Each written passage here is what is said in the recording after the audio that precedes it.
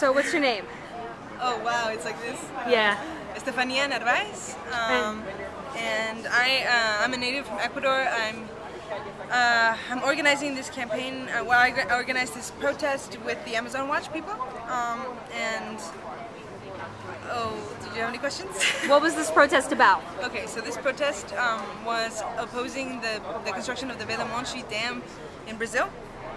It will be the third largest dam in the world, and our first concern is that it's displacing over 20,000 indigenous people from their land.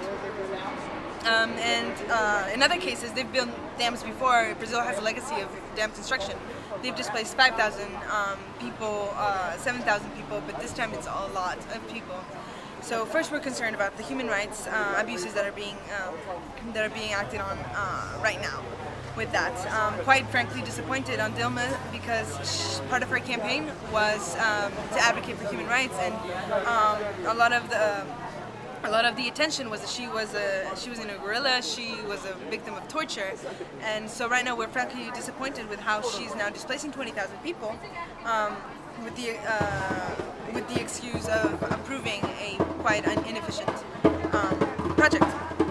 So right now there's forest defenders and advocates for the Amazon that have been threatened, and two have been killed. So we, as an organization, we're concerned about possible human rights abuses and threats and murders that might happen to activists that start opposing and start being active about the Belo Monte.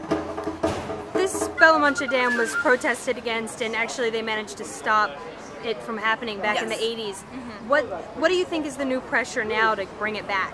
Right now, I think right now the main focus is quite political convenience. So even though Dilma just got elected, the world's eyes are on Brazil because the Rio G20 summit is going to be held next year, and I think they really need to stand up and be the face of progress and sustainable energy, sustainable livelihoods, and this will certainly not represent that at all. Brazil is a very strong rising power in the world, and I think they need to create an example. I think we all think that they need to create an example for the future of how we manage energy and how we manage our environment and the legacy of the people that have been inhabiting the most primitive parts of our environment so far. Obviously you're out here protesting, so this is, a special importance to you. What is that? I'm from Ecuador, and particularly I really love my country. I'm concerned about Amazon issues because, with this particular issue, because once the Belo Monte is constructed, it's going to pave the way for the construction of more dams in Brazil. I know there's contracts being negotiated in Peru, and there's one contract being negotiated in Ecuador. So obviously I have a lot of interest in just stopping unprogressive constructions and these kinds of projects in our Amazon in general. As a human being, I'm concerned about the Amazon being constructed on because they're the lungs of the earth. As an environmentalist, that is my concern as well. And in Ecuador, right now we're going through some trouble with saving and preserving our Amazon as well.